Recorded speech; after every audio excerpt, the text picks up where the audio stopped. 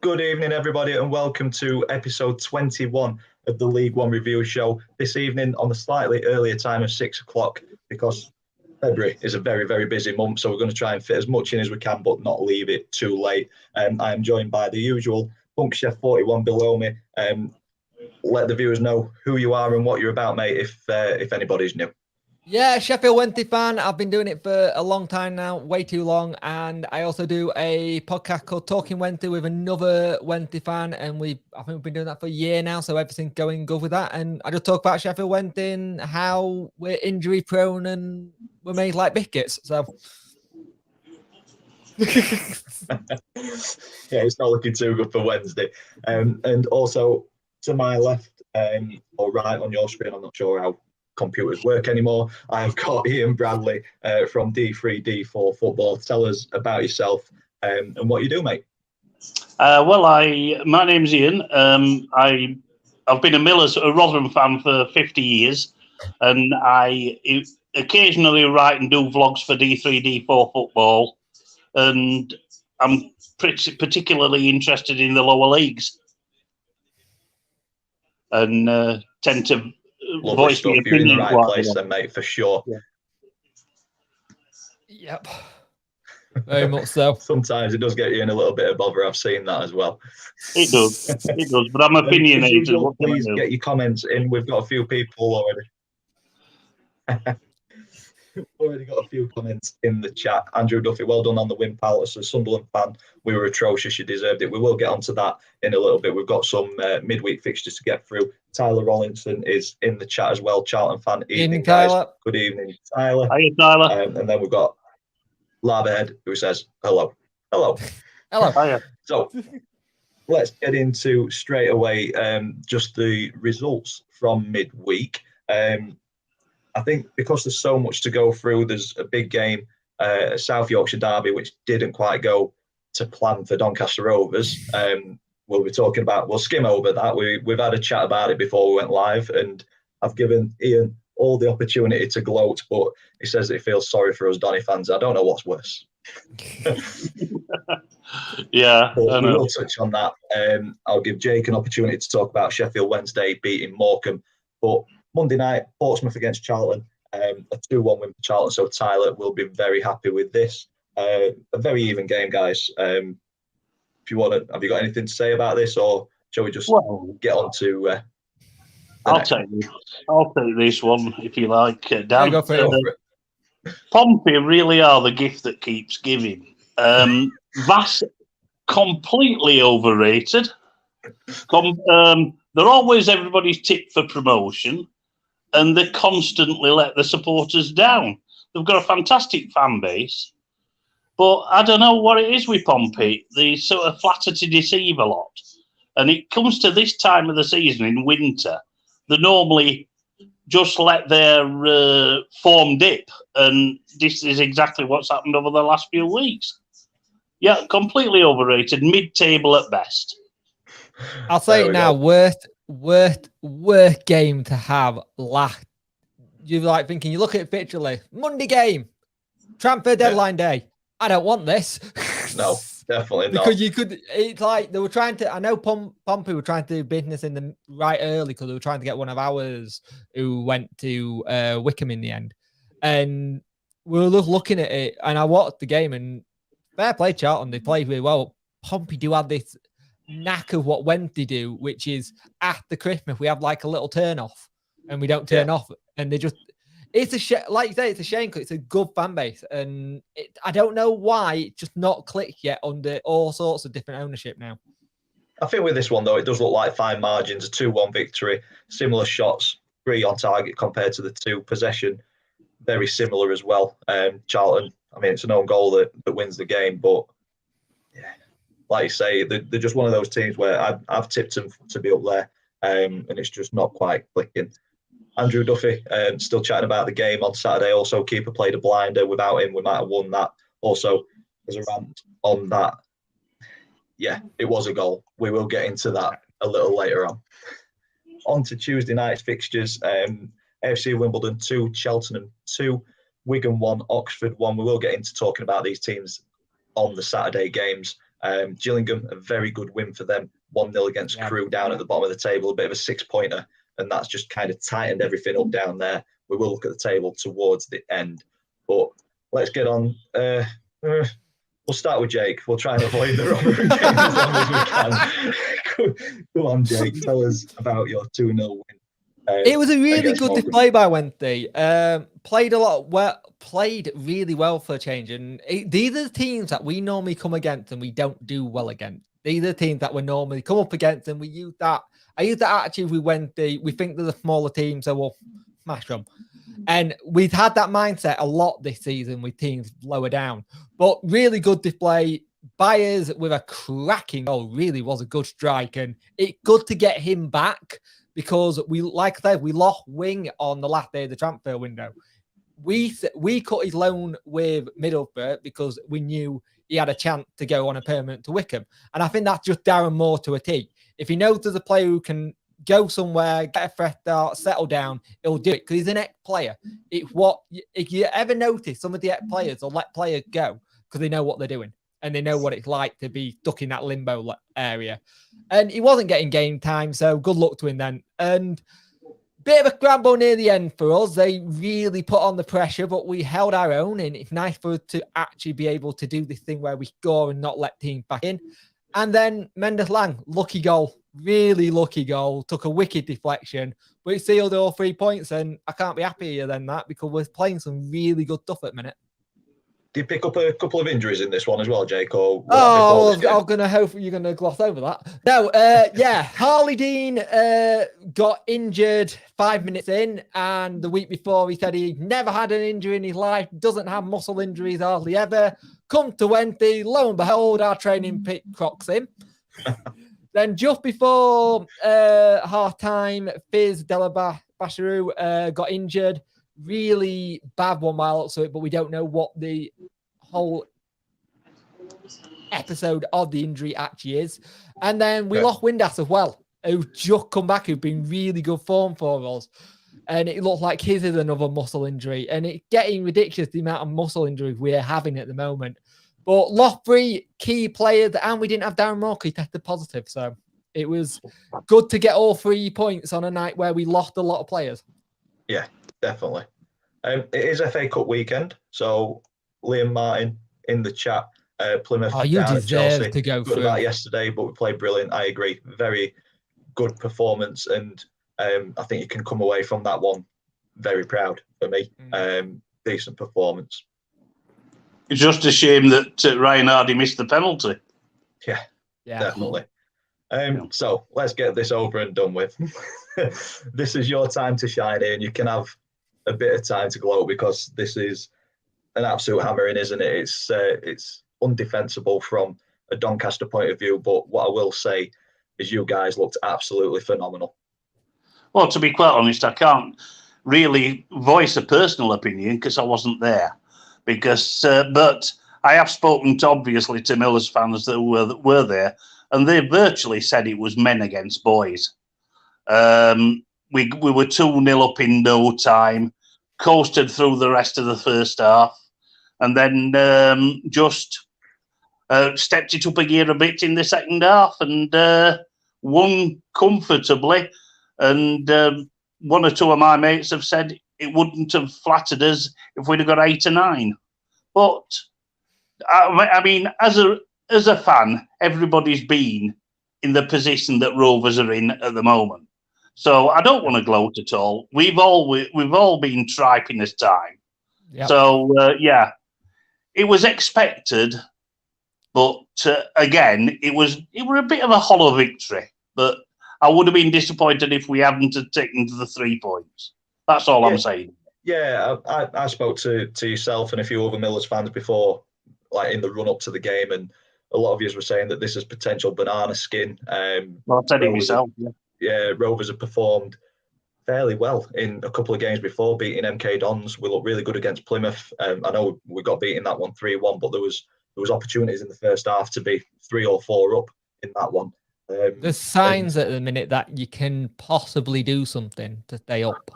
There is. There's little green shoots of hope, but I think the problem with this one was McSheffrey's tried to match up with what Rotherham play, tried to do like a 5-3-2, 3-5-2 kind of system with wing backs, and Ogbene just absolutely ripped us to pieces in the first half.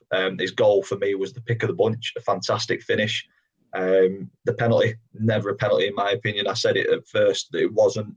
Look back at my footage, and from the other side of the ground, I thought, yeah, maybe he has taken him, but then I've seen it again later on.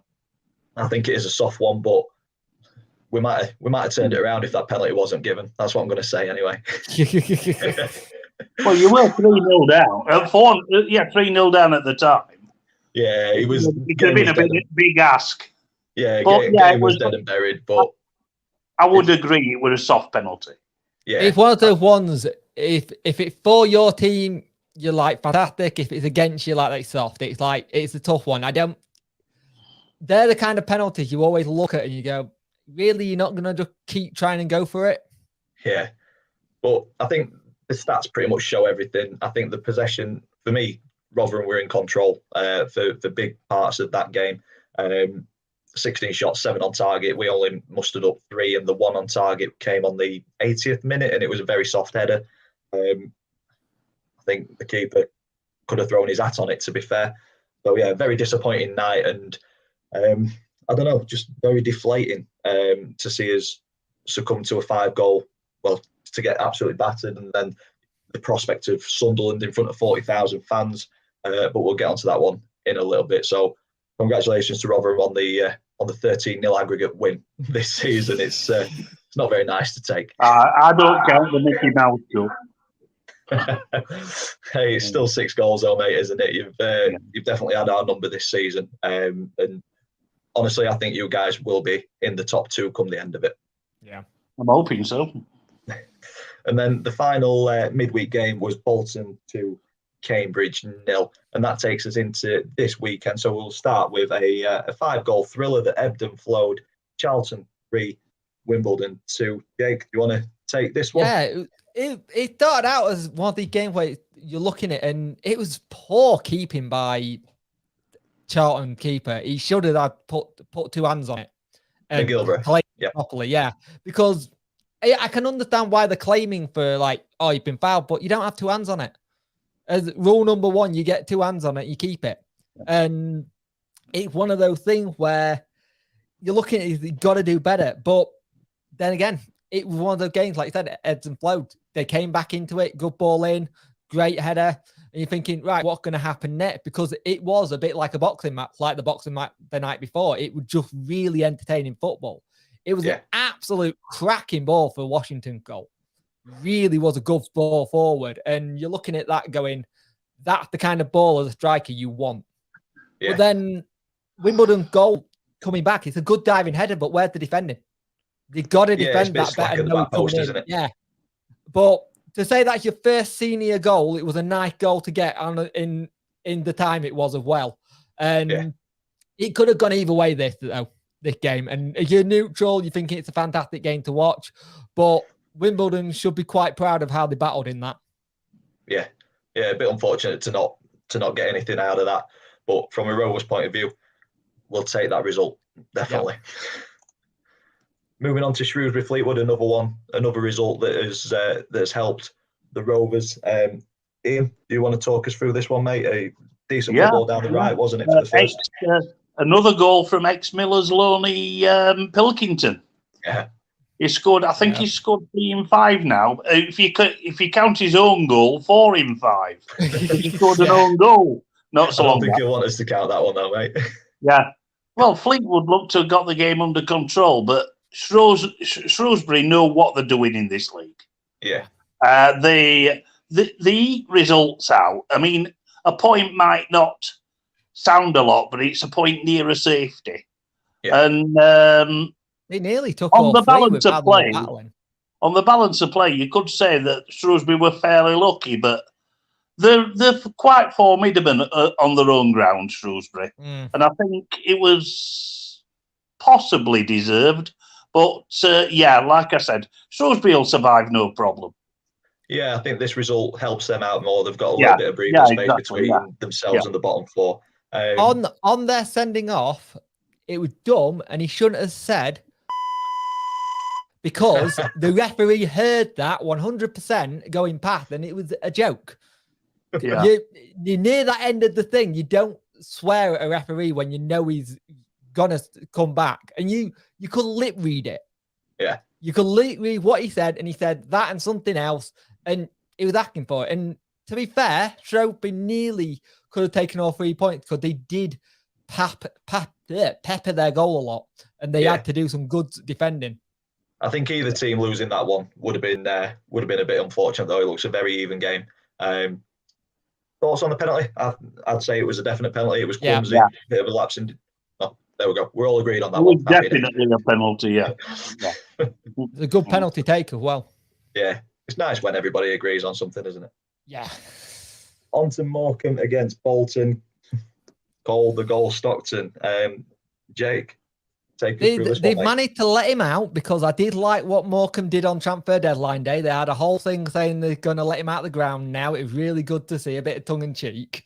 But again, really good goal by him. And going forward, they are very good, but they just lack that kind of, they're relying on him a lot. And sometimes if he's not playing well, they struggle. Yeah. But they had the lead and stuff. The red card, definitely red card.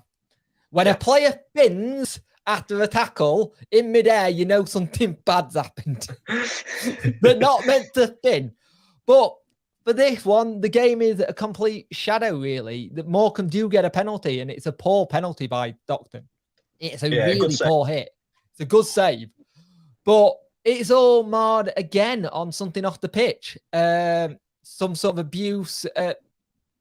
Ian Everett said some sort of racial abuse, something getting thrown. Referee had to take players off. Then you get 90 plus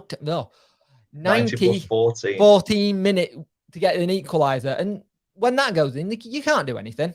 That's it. It's done. But we'll be talking about little bits and pieces. But this has been another weekend where you're talking more about what's happened off the pitch than on it, sadly.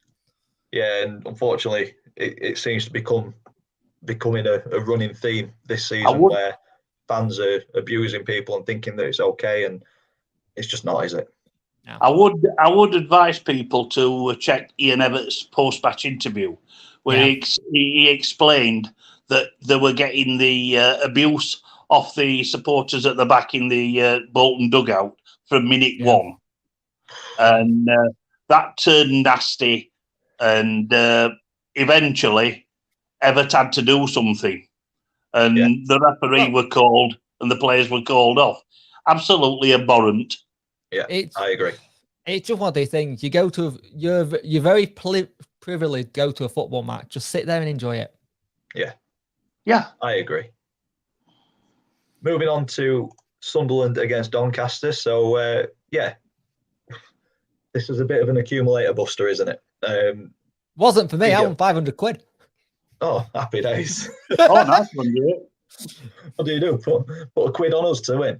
No, I bet a Sunderland fan that you beat them and I won. Oh, happy days.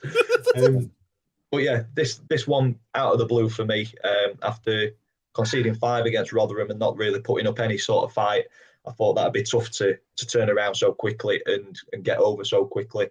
But it looks like McSheffrey's reverted back to what was working so well against MK Dons and Plymouth.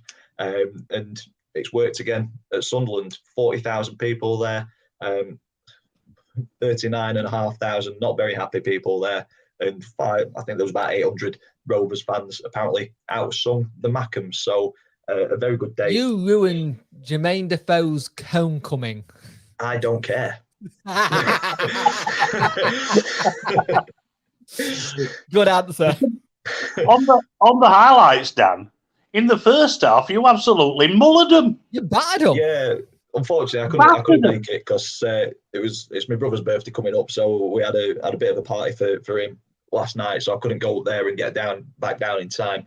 And just my luck, it's one of the better performances and a good result. So, but yeah. Also, the weirdest signing ever, Leon to Doncaster Rovers, but what a signing he'd been. There you go. Scores on his debut. And do you know what? He looks like he's got that bit of confidence and arrogance about him that I think we've been missing in the squad. Bit of a chip on the shoulder. Yeah, his finish was fantastic. And shush the home fans and then do a little dance. It's just that confidence and arrogance I think you need to kind of gel a team together. You need a lot of different characters to get a good dressing room, and I think we're starting to build that now. I say second half, you do right. You look a bit. They hit the post, but an excellent save on the line though to keep it. I think it's over the line. To be honest, shut up. It's on the line. The referee says it's on the line. If anybody deserves a stroke to look, it's Rovers. Yeah. Yeah. What's that? Sorry. If anybody deserves a stroke of luck, it's Rovers.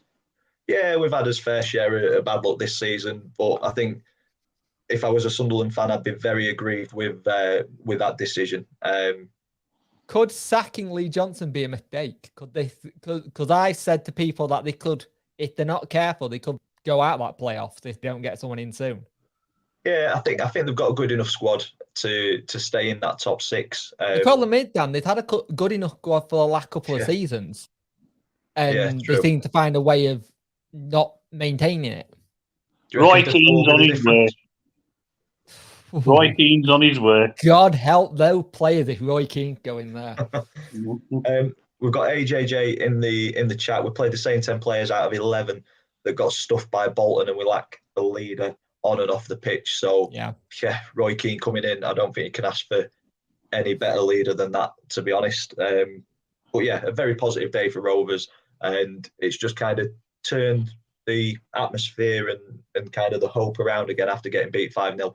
What we've got to do is use this as a springboard to try and take it into Ipswich, beat 6-0 by them earlier in the season. So this is going to be a good test on Tuesday against those, and I'd snap your hand off for a draw at the minute, but I'd take the 3 points as well.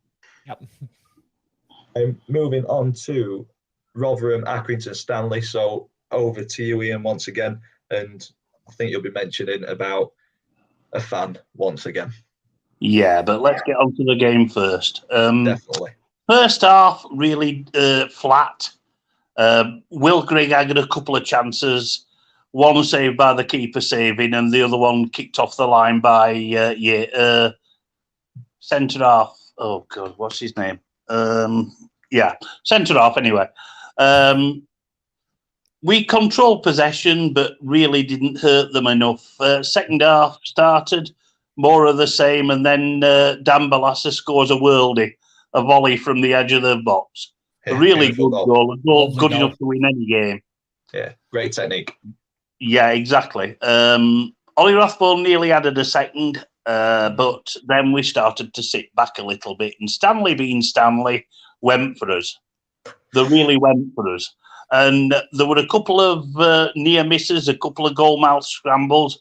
One in particular that I don't know how Josh Vickers saved it, and they got a penalty, and it was a penalty. It did hit Richard Wood's hand.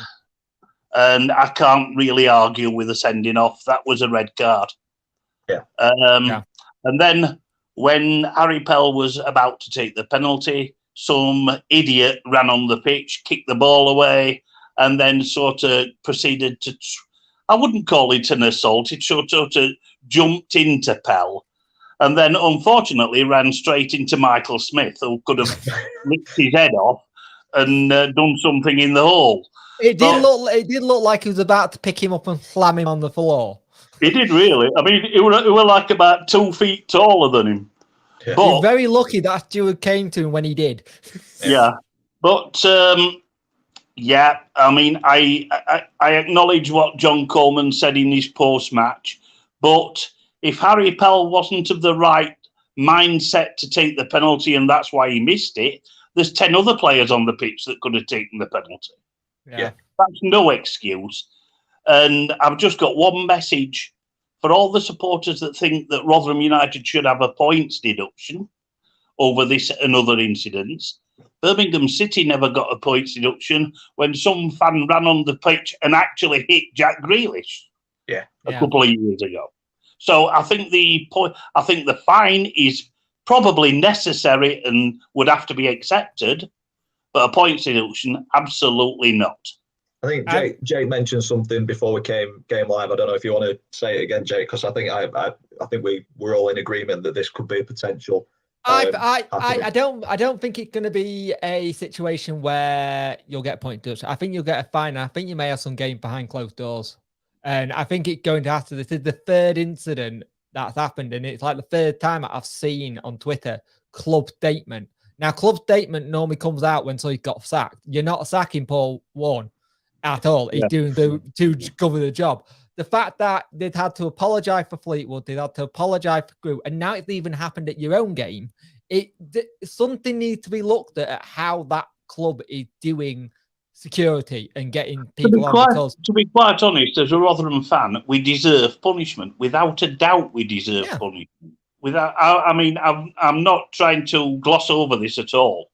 We have got an element, like all clubs have, of moronic individuals. Unfortunately, we seem to have got more than most at the moment. I don't know what the long-term action of the club should be. I think there should be some. I think they should look at stewarding. But yes, I'm ashamed to be a Rotherham fan when I see incidents like that. It's absolutely abhorrent. See, I think it's harsh to. I mean, I know you've said that as a Rotherham fan, you think that the club should be punished for it. I know we're going off on a little bit of a tangent from as usual things, but I think it's important to talk about. It's a minority doing this. And for me, I feel that it's not right to punish a club and the majority of fans who go and behave in a respectable manner. I think that's harsh on the majority. The only time for me that a club should be punished for incidents like this is if they're found to be negligent in terms of stewarding and security and what have you. So I think if an investigation is done and it's found that the security isn't up to standard, I don't know if I'm guessing there's a standard for security at footballing, like a health and safety standard or a minimum requirement. I don't know. But for me, if Rotherham are ticking all the boxes, or any club, in fact, are ticking all the boxes and they're doing everything to the book, then for me, the punishment should be very harshly delivered to the individuals if they're caught. Yeah, I think there's also a bit where if you're a fan and you see what someone is about to run on, just grab them and stop them.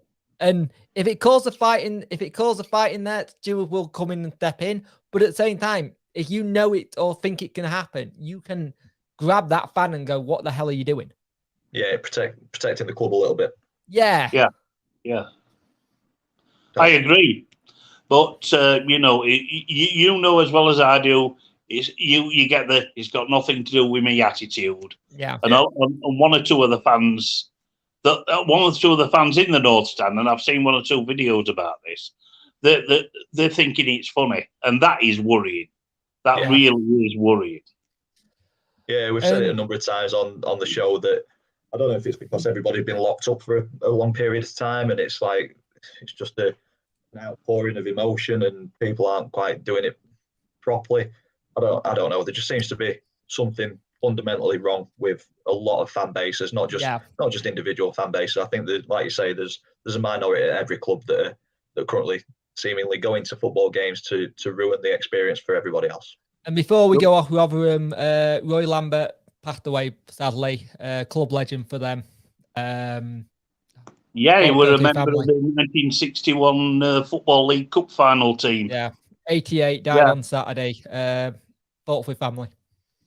Yeah. 88 is a very good innings, but rest in peace. Yeah. Anything else to add on this one, Ian, before we move on? Yeah, well, talking about the fan incidents, there's been one today at the Leicester Forest Cup tie. Yeah. When Forest scored, a Leicester fan jumped on the pitch and actually started fighting with the Forest players. God's sake. So, yeah, exactly. So it's happening everywhere, unfortunately. The thing is, I remember a couple of seasons ago, we had it that a Leeds fan came on the pitch and put Kirtland over. And since then, I think it's the first time in a long time we've let fans use that lower tier. We let Morecambe use that lower tier to do it. Since then, we've actually stopped people doing it because of that incident. Yeah. And I think if you're having to close tiers off and stuff like that, it ruins the atmosphere then, especially if you've got a big game coming up and you know you can fill it. Yeah, definitely.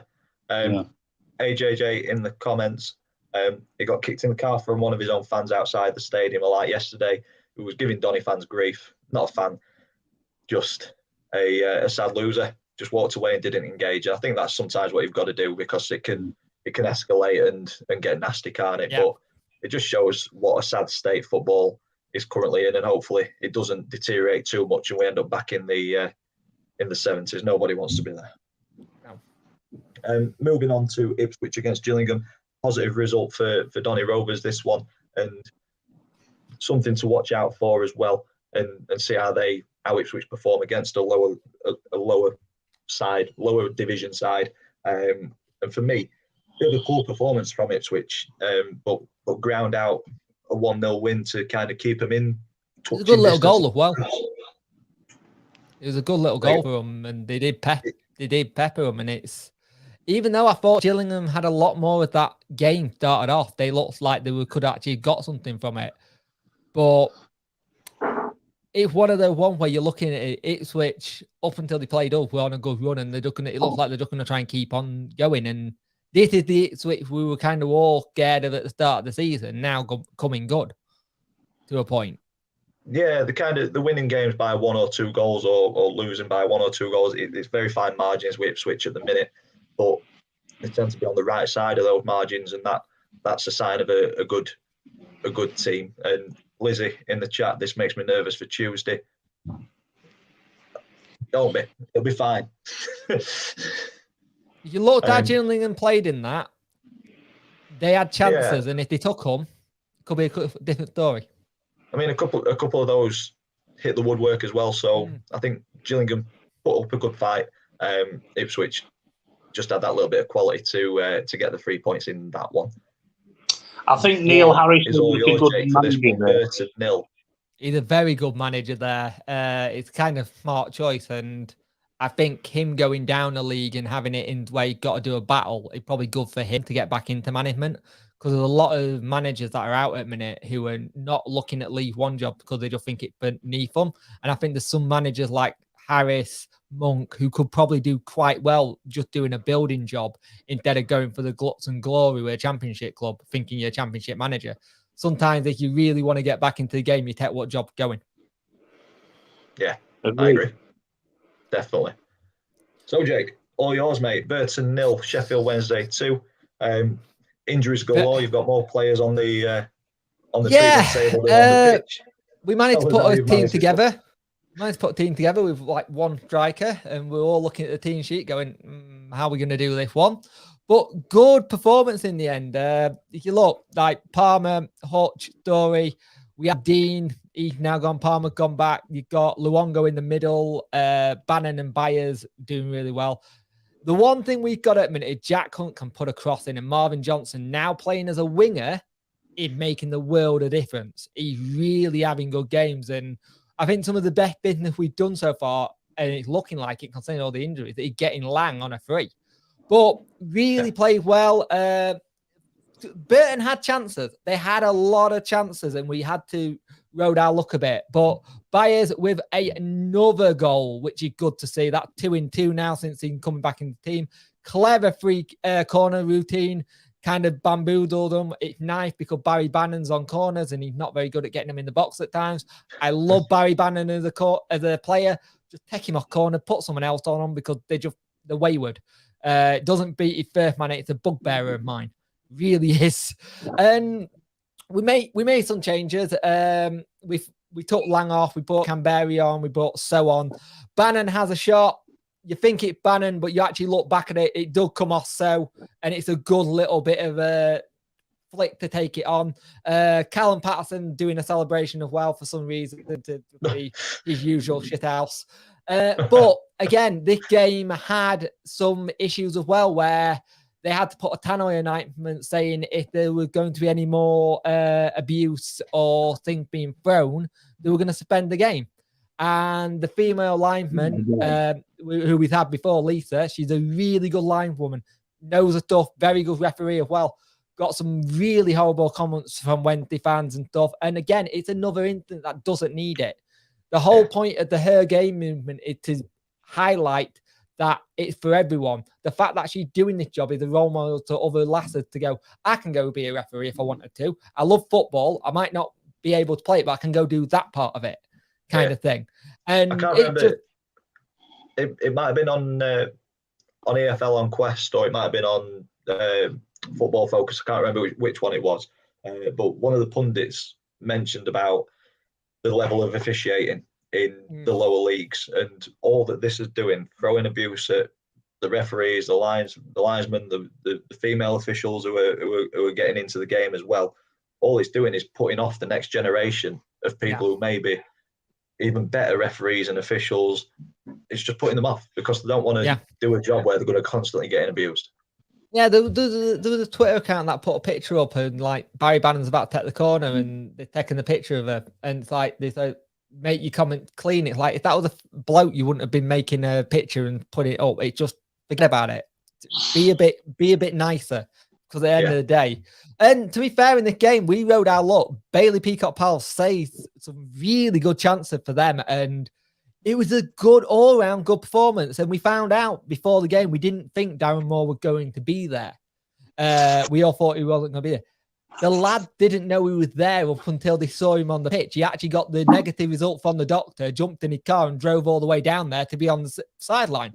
Oh, I love it. So they didn't even know he was there. So when they saw him, it must have been a bit of a lift going, oh, Gaffer's here, kind of thing. Definitely. And a lift and maybe, we actually got to perform. Darren's here. Let's put performance in now. Yeah, it was a very poor pitch, and one of the things I find funny, because I found the commentary from the game. I like to listen to them just to see what's like the amount of times the Wednesday commentator kept on turning, and that's ball number 60's lost now over the roof. It's like you're on ball count, and it wasn't even one of those games either, which is the annoying bit. But a good win, that 3 wins on the trot now. We've got Wigan next, so tough one. But I don't want to mention the P word yet. I'm going to let February get out of the way and then see where we are at the end of that. Yeah, let's keep P words, A words, and R words out of it until next month. Lizzie popped in the chat again. It's so sick of hearing such bad news about football fans at the minute. As are we, Lizzie. We've kind of tried putting the world to rights a couple of minutes ago, but I don't think us three will make that much of an impact. But whatever impact we can make, we will try, because we want it to be a nice environment and a nice experience going to a football game. Regardless of result, you shouldn't have to be anxious about going, definitely. On to MK Dons versus Lincoln. I'm not seeing Jonathan in the chat. Very disappointed. Jonathan, if you're in the chat, let us know, because this is another good result for MK Dons. Do you want to take, you're wanting Oxford, Portsmouth, aren't you, Ian? Yes, please. Yeah, Jake, fire away with MK Dons against Lincoln. John Marquis, right place, right time, 3-3. Yeah, pretty much. Right time, right place. They could have had more in this one, Lincoln. They did look really good. But the annoying thing for me is seeing Theo Corbinu play like how I wanted him to play at Sheffield Wednesday for another sodding club. It all went through him, and it's really irritating. I'll just watch it. Corbinu. He's very good, and we just didn't utilise him for whatever sodding reason. But yeah, really good game, and they should have been 2-0 up, to be fair, Lincoln. But really good shot comes in for their first. The keeper fills it. It's one of the ones. The keeper fills it in the air, and then it gets headed in. And then it's a lovely goal again to make it 2-1. And Lincoln didn't deserve to lose that 2-1. They looked a lot better in this. And they got bit that Lincoln, you see them as they're going through. And MK Dons, they're one of those teams where I think an injury or two, it could disrupt them a little bit. But at the minute, they're doing really well. They've been really smart in the transfer window when you look at who they brought in. Keeping Twine was a huge one. And MK Dons do what MK Dons do well, which is just grind results out. And they don't stop. They're very attacking to watch. And it's just one of those ones where you look at them and you know there's a team there that could probably do okay in the championship with how they run. Yeah. And a couple of shrewd additions.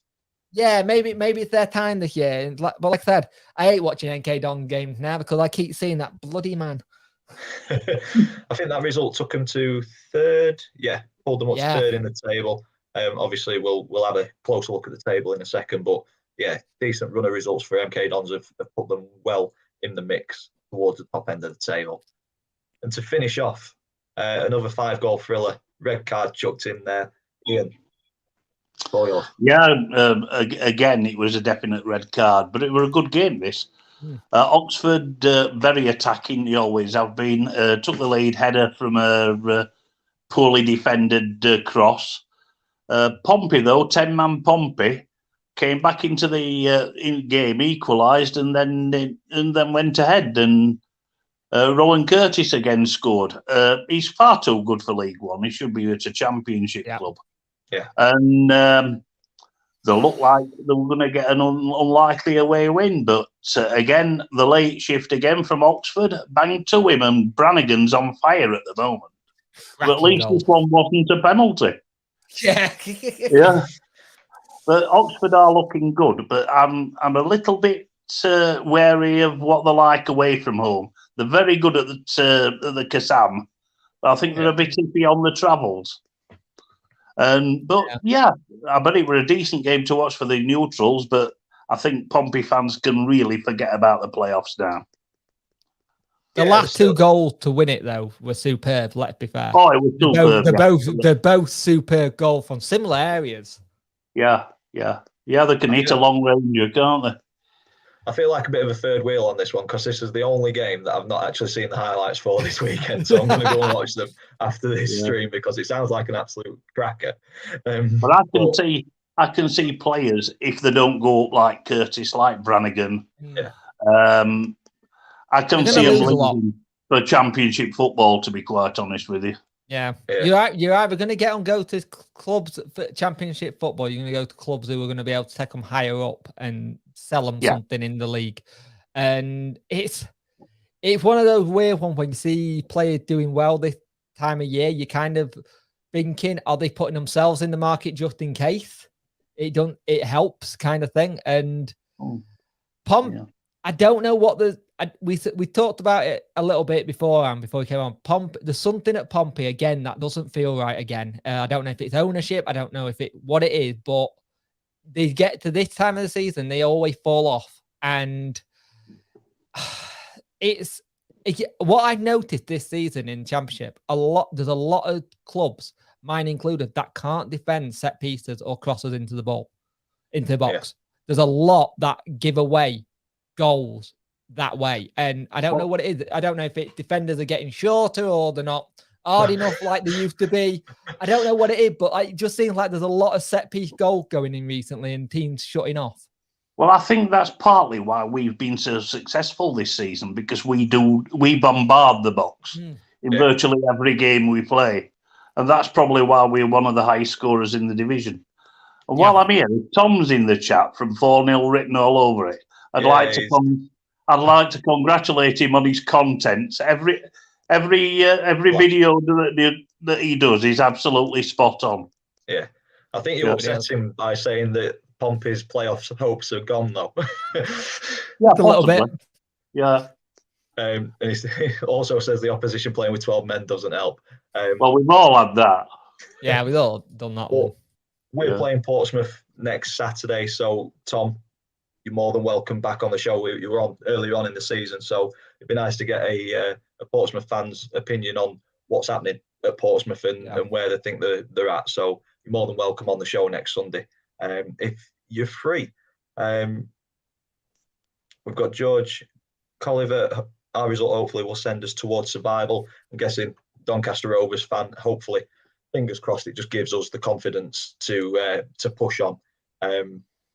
We will see. Only time will tell. 44 minutes. Happy days. I think Tom may be on the show next week. Unfortunately, can't get down to Fratton Park next Saturday because it's one of the family's 40th birthdays. All birthdays come at the start of the year. It is very difficult. Straight after Christmas. So moving on to... So you're getting till about April then? Pretty much, mate, yeah. So onto the table in a massive Here we go. Tom again, huge result yesterday. Thanks for spoiling the party. Yeah, 40,000 Mackhams, not very happy. But that result has just completely compacted the bottom of the table. And I think Napper's said it. It was either on Twitter or one of his videos. It's going to the last day. I think it will. I don't know if it'll be all 4 to the last day or if it'll be a couple, but that is extremely tight, and teams will be taking points off of everybody this season. I told you, Dan, you need to start raiding somebody fake nails so you can start biting more off. Exactly. Yesterday, half time, 2-0 up, I said, I'm turning everything off. I'm not coming on until full time. And I just couldn't stop myself. I had to come on to have a look, and saw the goal go in, and it was nail biting towards the end. But one of the loudest cheers all afternoon at UO Stadium, that, when your result came through. I bet it was. But yeah, 3 teams on 22 points. Crew got an extra game. Oh. Echoing up. Is that me? There we go. I don't know what happened there. But yeah, Crew got an extra game, so potentially they'll pull a little bit further away, but it's looking a little bit healthier down there. Your guys' thoughts on those bottom 4? Do you reckon it's probably going to be 3 of those 4, or do you reckon it's up for any of the bottom 6, really? To be honest, I think it's any one of the bottom 6. I don't think Lincoln will get dragged into it because I think they're too good. I think Cheltenham can eke enough points to survive. Same with Shrewsbury. Accrington are far too good to get dragged into it. So, in my opinion, it's any 4 from the bottom 6. Yeah, I'll say that. Jonathan's in the chat now. Crew's extra games against Wigan, so you'd expect Wigan to be taking the points in that one. So the interesting is in that bottom, just in that bottom 4, you and Gillingham have got new manager bounce situation. So that could help you in the long-term kind of thing, just trying to get yourself out of that predicament you're in. Yeah. And I think it's already showing a little bit with you guys, what they're changing up and what they're doing, because you're seeing glimpses of what you're trying to do. So unlike Gillingham, he'd been there and still been doing it for the last couple of months beforehand. So there's already things in place. So it'll be interesting to see what happens. But yeah, it's the mini leagues all over the place in League One at the minute, isn't there? Yeah, it's starting to set. Well, it's been settled for a while, but I think it's starting to kind of really sink in that who's going to be where come the end of the season. But like you say, I've said it a few times over the last couple of videos that I want to finish strongly, regardless of if we go down or stay up. Obviously, I want us to stay up, but I think the most important thing is that we finish strongly to get a bit of momentum going into next season. And a win at Sunderland. You'd rather see them go down with a fight than a whimper. Definitely. And after Tuesday night, I thought we were going to just go down without a fight. But seeing the performance on Saturday against Sunderland and the result, I'd take that coming into the end of the season. Moving on to the top half of the table. So this is where you two guys come into your own. Sheffield Wednesday, just outside of the top 6. I'll ask if you think you're going to break into it or not, but then you've got Rotherham sitting pretty on top of the tree. We got Wigan, Rotherham, and then you guys. We've got 3 big games coming up. We're on a bit of a run, so if we can keep the run going, brilliant. And we did go like 12 unbeaten at one point. It all depends if we touch wood, don't pick any more injuries, just shove them in a cupboard, don't let them train, leave them there. Whatever you do, just let the doctor sort them. I don't want to say the playoff words yet because it's Wednesday, I know what we're like, but we're putting ourselves a good fight for it. And you never know, if we go on a run and have that run Donny had when Moore was there, where you went on the run, this could be our mini little Donny run that we get now with some players coming back. So we'll see. It's Wednesday, you never know, we're so unpredictable. As far as we are concerned, table's looking very, very good. But we know how quickly things can change. A couple of defeats. And teams like Wigan, teams like MK, they're not going to go away. No. I'm not sure so much about Sunderland because they are teetering a little bit. Oxford are coming strong. Yeah. I think it depends who Sunderland get in. I think if Keano comes in, I think they'll get that manager bounce, surely. And you can Yeah, never but rule Wickham out. No, you can't rule Wickham out. They'll all be there or thereabouts. But Wednesday's got a good chance. They've got a very, very good chance of sneaking into the top 6. I don't think we'll get top 2, but stranger things have happened. Before we take the table off, Ian, those extra games in hand for Wigan, are you nervous about those, or are you in the mindset of you want the points on the board and not the games in hand? Well, if you think back to last season when Rotherham had to play 4 games in 8 days, and we had the games in hand, and the clubs above us had the points, what happened to us? We lost the games in hand and went down. Yeah. Personally, I'd rather have the points in the bag every time, because it's a bit. It could happen, but it's not very likely that Wigan will win every one of the games in hand. No. They could drop points somewhere. And also, we play Wigan in our next home game. We've got 2 away games at Wimbledon and Wednesday, and then the following Friday night, I don't think it might be on Sky, that we're at home to Wigan. That will be vital. Yeah. If we can beat Wigan, table 6-pointer, isn't it? Exactly. If we can beat Wigan, which will be very difficult, obviously, that would put us in an outstanding position. Yeah. Sorry about that. Dog doesn't agree. Dog does not agree with you.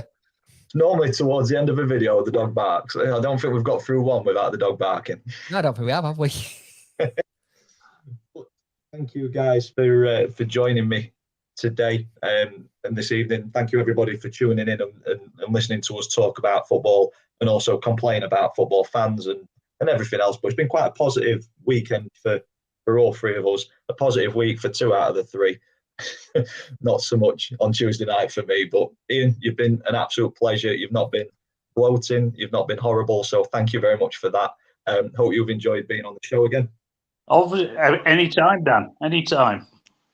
And Jake, thank you as always for joining in, and you're pretty much the co-host this season anyway, so you're part of the furniture now, so thank you for joining us. Special mention for Kidderminster as well. Nearly had the biggest cup upset of the entire tie with that West Ham result. And you need to plug, because you've forgotten again. Oh, yes, I do. Thank you for reminding me. Everybody watching, if you don't know already, I have been selected to play for Doncaster Rovers against Sheffield Wednesday in the Evestrust Legends charity game. There's fundraisers, ex-pros that play. I am fundraising for a fantastic charity. If you want to know more, please get in touch on my socials, and there is a link in this video description for my donation page. There's a bit more information on that. Tickets are available. There's sponsorship available if you own a business as well. Please get in touch, donate if you can. It will be greatly appreciated. But yeah, that takes us to where we finished this episode 21. Don't forget to follow D3D4 Football and Puncture 41's socials and YouTube, and give them the support that you give this channel as well. If you've enjoyed it, please stick a big thumbs up on it. Comments in the section down below if you're watching this on repeat. I will try and get back to you as and when I can. Subscribe to me if you haven't already. And as always, thank you for watching. I will see you in the next one. Cheers, guys. See ya.